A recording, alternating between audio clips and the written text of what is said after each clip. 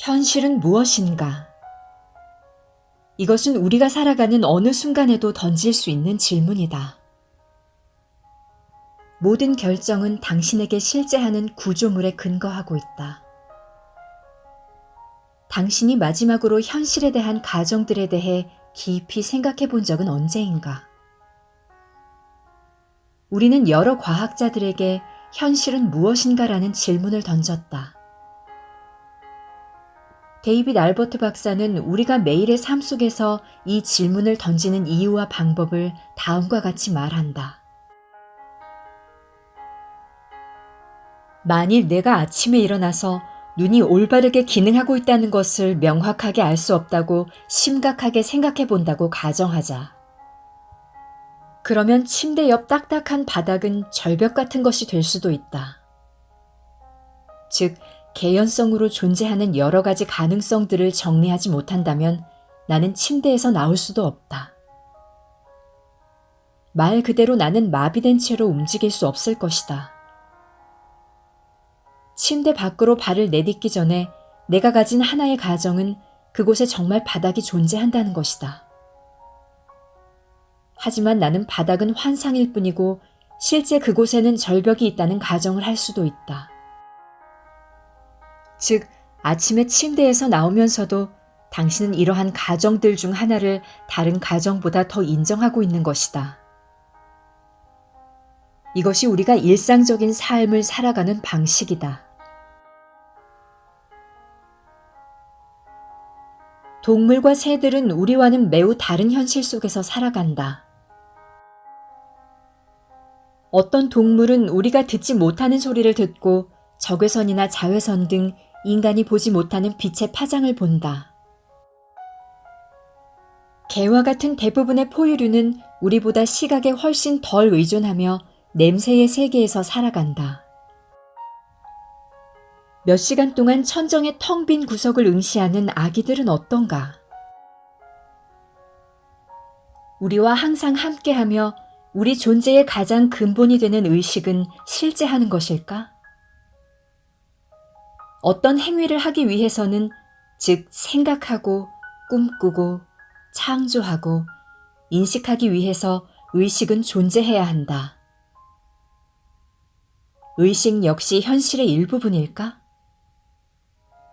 그렇다면 의식은 어디에 존재하는 것일까? 그리고 무엇으로 만들어져 있을까? 물질과는 다르게 의식처럼 만질 수 없는 현상을 측정하는 것은 불가능하다. 하지만 그렇다고 그것들이 실제하지 않는다는 의미는 아니다. 그렇지 않은가? 많은 과학자들이 이 문제에 대해 당혹해한다. 만일 의식이 실제한다면 그 실체는 조사될 수 있을 것이다.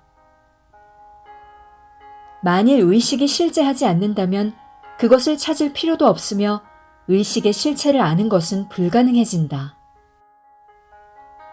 그렇다면 실제한다는 것은 무엇일까? 분명 아주 흔하지만 대답하기는 쉽지 않은 질문이다.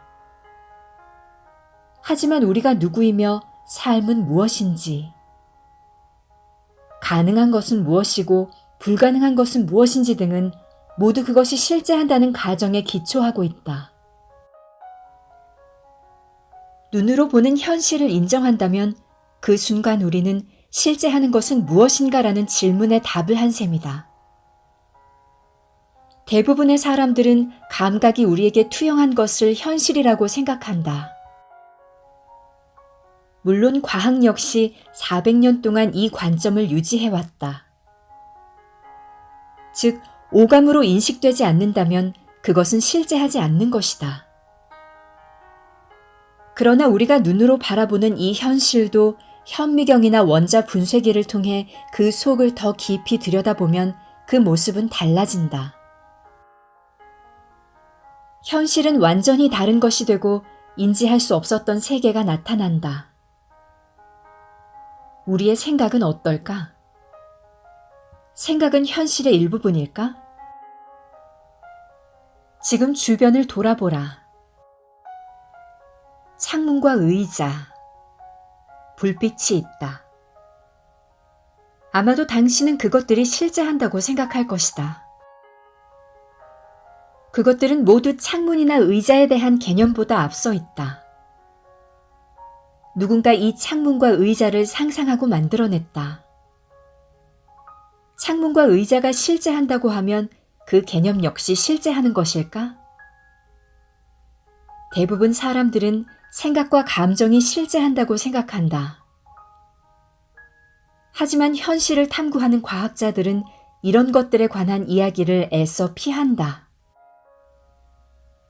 현실이란 무엇인가라는 질문에 답을 얻지 못한 채 인류는 연구소로 돌아가 더 단순한 부분들을 연구했다. 모든 사람이 실제한다고 동의하는 우리 주변의 사물들을 가져와 그것이 무엇으로 만들어졌는지 탐구하기 시작한 것이다. 이렇게 하는 편이 꿈이나 생각, 혹은 감정이나 다른 내면의 것들을 다루는 것보다 훨씬 간편하다.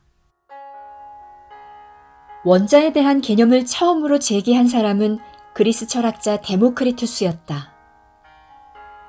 그는 원자와 빈 공간 외에는 아무것도 존재하지 않는다. 그 외의 모든 것은 의견일 뿐이라고 말했다.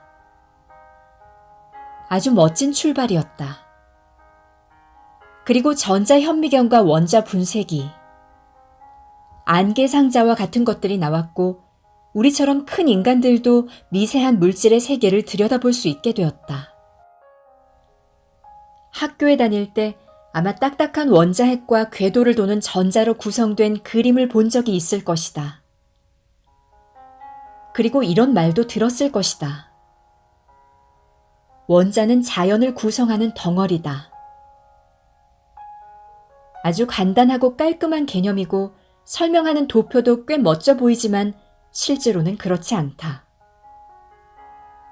이 딱딱한 원자들은 실제로는 에너지 다발이라는 것이 밝혀졌다. 그리고 곧 그것은 에너지 덩어리도 아니며 실제로는 에너지장 속에 존재하는 순간적인 응축체라는 것이 드러났다. 물론 원자의 거의 대부분은 빈 공간이다. 우리가 의자에 앉을 때 엉덩방아를 찢지 않는 것은 기적이라고도 말할 수가 있다. 왜냐하면 바닥의 대부분은 빈 공간이기 때문이다. 그렇다면 우리를 지지해 줄 만큼 딱딱한 것은 어디에 존재하고 있는 것일까? 여기서 더욱 신비한 것은 우리 역시 원자로 만들어져 있다는 것이다. 현재 최첨단의 연구를 통해 소위 원자들 사이의 빈 공간이 전혀 비어있지 않다는 것이 밝혀지고 있다. 그 공간은 에너지로 넘쳐나고 있으며 1입방 센티미터 공간의 에너지는 전 우주의 물질 에너지 이상의 에너지를 담고 있다. 자, 이제 당신은 무엇이 실제한다고 말하겠는가? 제프리 사티노버 박사는 이렇게 이야기했다. 근본적으로 물질이라고 하는 것은 존재하지 않는다. 모든 비물질 중에서 가장 단단하다고 말할 수 있는 것은 생각 같은 것이다. 즉, 응집된 정보 조각 같은 것이다. 고대 그리스 철학자들이 등장하기 전 인도의 성자들은 감각의 영역을 넘어선 중요한 무엇이 존재하고 있다는 사실을 알고 있었다. 불교와 힌두교의 현자들은 외부 세계, 즉 우리가 감각으로 인식하는 세계가 마야, 환영이라고 가르쳤다. 그리고 이 물질 영역 아래에 비록 실체는 없지만 훨씬 더 강력하고 근원적인 무엇이 존재한다고 말한다. 많은 경전들도 물질 우주보다 훨씬 더 근원적인 고차원 현실이 존재하며 그것은 의식과 관련이 있다고 말하고 있다. 이것이 바로 양자 물리학이 이야기하고 있는 것이다. 양자 물리학에서는 물질 세계의 핵심은 완전히 비물질 영역이며 그것을 정보, 확률파 혹은 의식이라고 말한다. 이것이 사실이라면 물질을 구성하고 있는 것이 원자인 것처럼 지성 아래에 존재하는 장이 우주의 실제 모습이라고 할 수밖에 없다. 나사의 우주비행사 에드거 미첼은 우주에서 지구로 돌아오는 도중에 다음과 같은 결론에 이르렀다. 그 순간 나는 우주에 지성이 갖추어져 있다는 것을 깨달았다. 우주는 어떤 방향으로 계속 나아가고 있으며 그 방향은 우리 자신과 밀접한 관계가 있다는 것을 알게 되었다. 이 행성에 계속해서 존재해왔던 이 창조적인 영혼.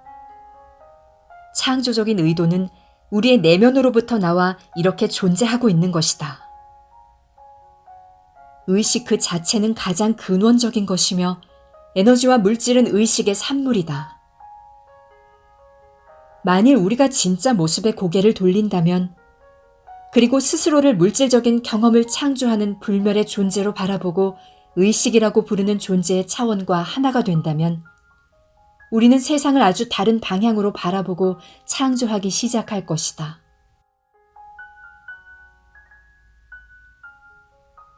미첼의 깨달음은 여러 시대에 걸쳐온 신비가들의 경험과 유사하다.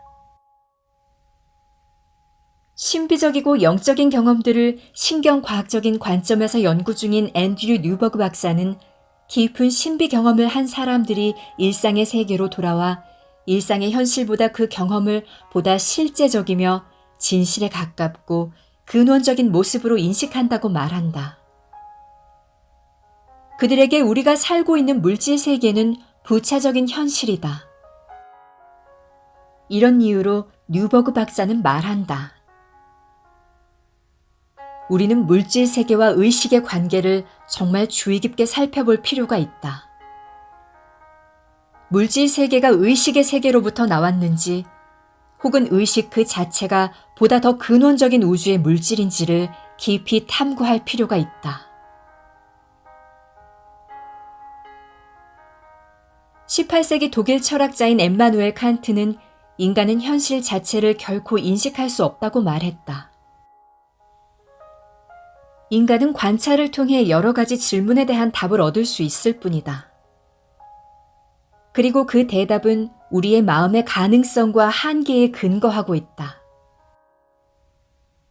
감각을 통해서든 과학을 통해서든 우리가 자연 세계에서 인식하는 모든 것들은 의식이라는 필터를 통해서 들어오고 결정된다. 최소한 어느 정도까지는 마음 그 자체의 구조에 의해 걸러진다. 그래서 우리가 보는 것은 마음과 실제 외부에 존재하는 것들 사이의 상호작용인 현상들이다. 우리는 현실을 보지 않는다. 단지 뇌의 신경망이 만들어낸 현실에 대한 구조물을 보고 있는 것이다. 사물 그 자체는 결코 인식할 수 없다. 다른 식으로 말하면 과학이 우리에게 보여주는 것은 현실 그 자체가 아니라 현실의 모델일 뿐이다. 미하일 레드위드는 다음과 같이 말한다. 현실에 대한 양자 물리학의 관점은 궁극적인 것은 아니다. 역사 속에서 과학이 시도하고 있는 것은 존재하는 현실을 최대한 완벽하게 표현하려는 것이다. 20, 30년 후가 되면 양자 물리학은 어떤 이름의 물리학이 될지는 모르지만 더 깊고 완전한 이해로 대체될지도 모른다. 과학이 이러한 모델을 제공한 뒤에도 여전히 그 과학을 다루는 우리가 남는다. 앤드류 뉴버그 박사는 다음과 같이 지적한다. 공상과학 영화의 대표작 중 하나인 스타트렉 시리즈에 나오는 장치로 어떤 환경이든 완벽하게 시뮬레이션 할 수 있는 장치가 있다. 이것을 홀로데크라고 부르는데 스타트렉의 승무원들은 홀로데크를 이용하여 무엇을 재창조하거나 다른 곳을 여행하기도 한다. 우리가 이같이 거대한 홀로데크 위에 살고 있는 한 질문들에 대해 반드시 만족할 만한 대답을 얻어야 하는 것만은 아니다. 나는 과학이란 언어로 우리에게 전해지는 건 역시 우리가 다루어야 할 중요한 철학적 문제라고 생각한다. 왜냐하면 과학에서 우리는 항상 관찰자이기 때문이다. 우리는 뇌를 통해 사물을 바라보고 인식하지만 동시에 그 뇌에 의해 끊임없이 구속받는다. 실제 외부에 존재하는 것들을 볼 수 있는 길은 존재하지 않으며 모든 것이 단지 거대한 환상이라고 말할 수도 있다. 현실에는 각각 다른 차원들이 동시에 존재하며 그것들이 모두 실제한다는 개념은 혼란스러운 질문들을 다루는 데 있어서는 도움이 된다.